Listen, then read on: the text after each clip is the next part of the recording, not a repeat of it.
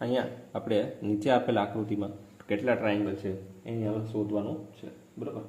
તો પહેલાં તો આપણે ચેક કરીએ કે આવી જે આકૃતિ આવે એમાં ટ્રાયંગલ કેટલા છે, બરાબર. તો આ ટાઈપની આકૃતિ આવે, બરાબર, એમાં આપણને ટોટલ 3 ટ્રાયંગલ જોવા મળશે, બરાબર. કઈ રીતે? તો કે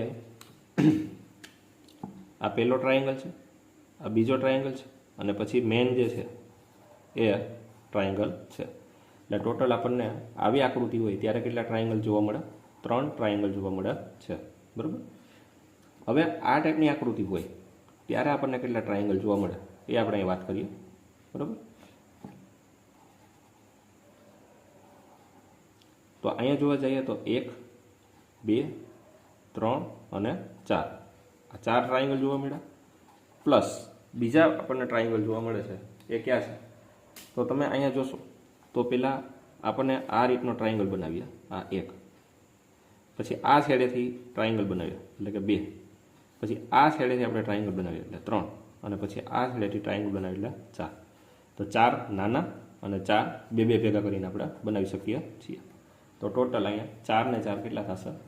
8 થશે. કેટલા થશે? 8. તો આ જે આકૃતિ છે એમાં કેટલા ટ્રાયંગલ છે એ આપણે જોવું હોય તો અહીંયા 3, અહીંયા 3, અહીંયા 3, અહીંયા પણ 3, અને વચ્ચે કેટલા બનેલા છે? 8 ટ્રાયંગલ બનેલા છે. ઓકે. તો 3 ચોકું 12, 12 ને 8 20. તો અહીંયા જે ટ્રાયંગલ છે એની સંખ્યા કેટલી છે? 20 છે. ક્લિયર?